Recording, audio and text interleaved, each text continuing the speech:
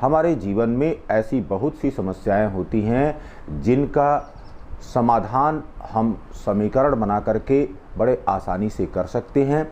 यहाँ पर आज हम लोग चर्चा करेंगे संख्या संबंधी प्रश्नों पर, और संख्या संबंधी प्रश्न अगर दिए गए हैं तो हमको कैसे द्विघात समीकरण बनाना है और द्विघात समीकरण बनाने के पश्चात कैसे हमको संख्याओं को ज्ञात करना है। अब यहाँ पर कुछ बातें स्पष्ट होनी चाहिए कि क्रमागत संख्याएं क्या होती हैं, क्रमागत सम संख्याएं क्या होती हैं और क्रमागत विषम संख्याएं क्या होती हैं। अगर इन तीन बिंदुओं पर आपका ज्ञान स्पष्ट है तो किसी भी प्रश्न को बड़े आसानी से आप लगा सकते हैं।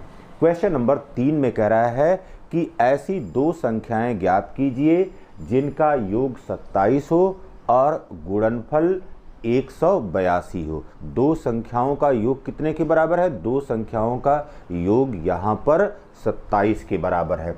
तो अब हम ये मान ले रहे हैं कि पहली संख्या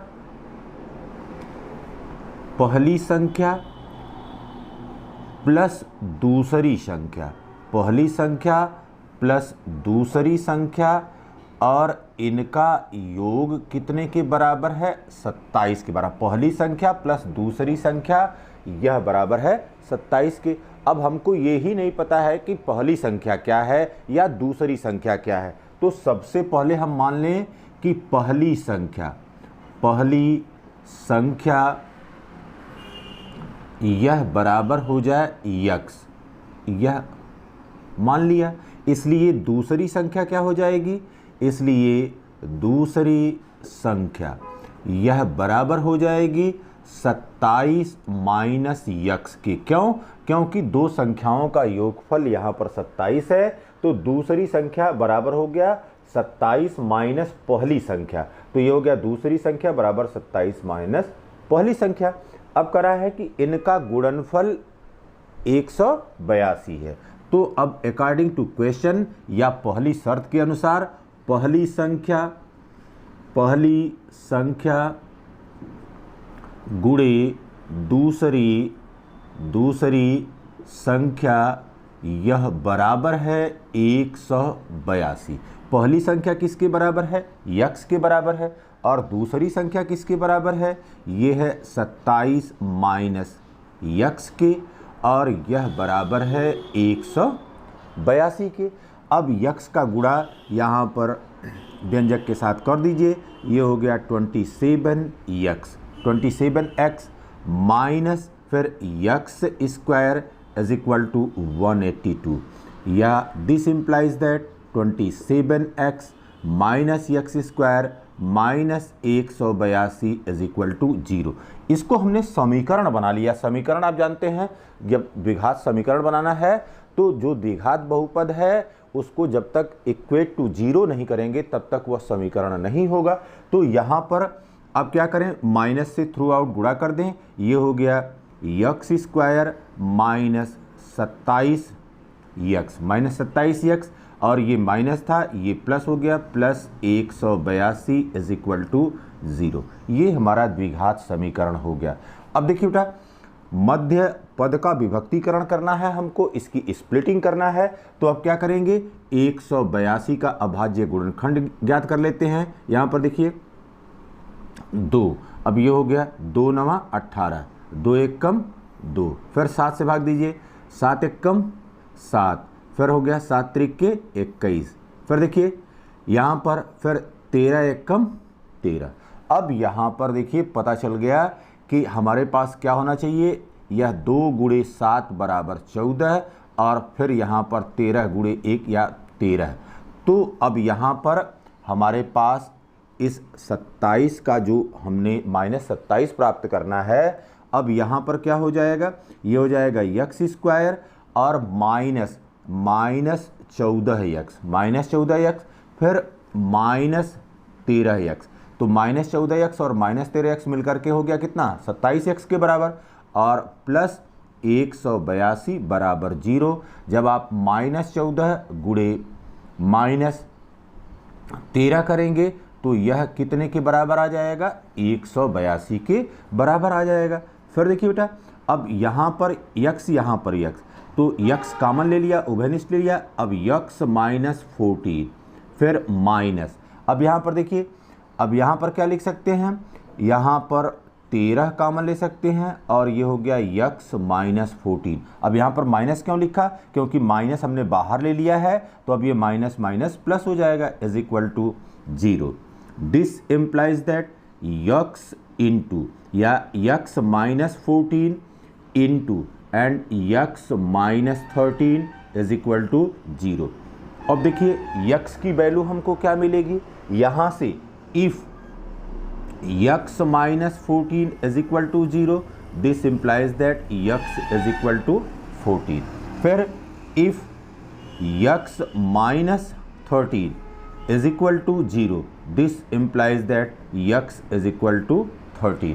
तो अब यहाँ पर यक्स या तो 13 हो सकता है या तो 14। यदि यक्स बराबर 14 होगा तो दूसरी संख्या यहाँ पर 13 हो जाएगी, यदि पहली संख्या 13 हो जाएगी तो दूसरी संख्या 14 हो जाएगी।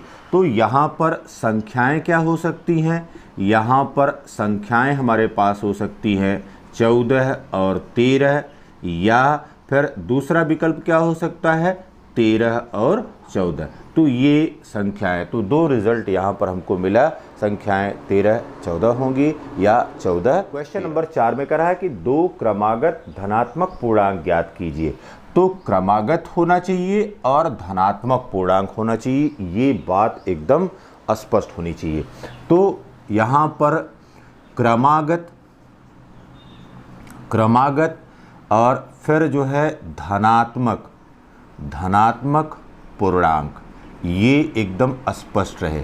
अब क्रमागत का मतलब क्या हुआ, क्रमागत का मतलब कि अगर एक संख्या, यहाँ पर माना कि अगर एक संख्या यक्स है तो दूसरी संख्या क्या हो जाएगी, यक्स प्लस 1 हो जाएगी, तो ये माना क्रमागत है। तो जैसे यहाँ पर आप देखते हैं 3 और 4, ठीक है, 11 और 12, ये सब क्रमागत संख्याएं हैं, क्रम से आने वाली संख्याएं। तो एक संख्या यक्स हो गई और दूसरी संख्या यहाँ पर यक्स प्लस 1 हो गई। फिर कह रहा है जिनके वर्गों का योग 365 है। तो अब ये संख्याएं हैं। अब अकॉर्डिंग टू क्वेश्चन संख्याओं के वर्गों का योग यह बराबर है 365, 365। अब यहाँ पर पहली संख्या क्या हो गई, यक्स का होल स्क्वायर प्लस यहाँ पर यक्स प्लस 1 का होल स्क्वायर, यह बराबर है 365, 365 के बराबर है। तो अब यहाँ पर देखिए बेटा, ये हो गया यक्स स्क्वायर प्लस, अब यहाँ पर इसका विस्तार कर दीजिए। कैसे करेंगे विस्तार, a प्लस बी का होल स्क्वायर बराबर a square plus b square plus 2ab, इससे हमने विस्तार कर देना है। तो ये हो गया x square plus 1 square plus 2 into x into 1, यह बराबर हो गया 365 के। अब यहाँ पर देखिए, ये हो गया यक्स स्क्वायर प्लस यहाँ पर यक्स स्क्वायर और 1 का स्क्वायर 1 हो गया और प्लस यहाँ पर हो गया 2x इज इक्वल टू 365 की। अब यहाँ पर x स्क्वायर है, यहाँ पर x स्क्वायर है, मिल करके ये हो गया 2x स्क्वायर। फिर देखिए यहाँ पर प्लस है, अब ये देखिए ये हो गया 2 और x और फिर जो है प्लस 1, फिर इसको अब आप 365 को बाईं तरफ ले आइए तो माइनस 365 बराबर हो गया 0। फिर देखिए बेटा यहाँ पर हो गया 2x square plus 2x square plus 2x। अब फिर देखिए यहाँ पर प्लस 1 है और माइनस 365 है, तो माइनस हो गया 364 बराबर 0। अब यहाँ पर 2 कॉमन लिया जा सकता है, 2 को कॉमन ले लीजिए, ये हो गया यक्स स्क्वायर प्लस यक्स, और फिर माइनस यहाँ पर 2 से भाग दीजिए, 2 एक कम 2, फिर 2 अट्ठे 16 और 2 दूना 4, माइनस 182 बराबर 0। या अब हमारे पास समीकरण 2 0 हो नहीं सकता है, 2 is not equal to 0। This implies that x square plus x minus 182 is equal to 0। अब ये द्विघात समीकरण हमको मिल गया। अब इस द्विघात समीकरण को हमने हल करना है और तब हमको मान ज्ञात करना है। तो अब यहाँ पर x इज इक्वल टू क्या हो सकता है, यहाँ पर b इज इक्वल टू 1 है, और इसको अभी यहाँ पर देखा गया है 182, यह किसके बराबर है, यहाँ पर यह 14 गुणे 13 के बराबर है। इसका मतलब है कि 1 ले आना है, तो हम लिखेंगे 14 और प्लस माइनस 13, 14 प्लस माइनस 13, इसलिए क्योंकि a इंटू सी बराबर है माइनस 182 के, और यह बराबर हो जाएगा 14 गुणे माइनस 13 के। तो ये सब आप एकदम से अपने मस्तिष्क में बैठाए रहिए कि कैसे हमको जो है गुणा करना है, गुणनखंड निकालना है। अब यहाँ पर लिख सकते हैं x square plus x minus 182 बराबर 0। This implies that x square plus 14x minus 13x minus 182 बराबर 0। अब यहाँ से x कामन ले लीजिए, x प्लस 14 माइनस यहाँ से 13 कामन ले लीजिए।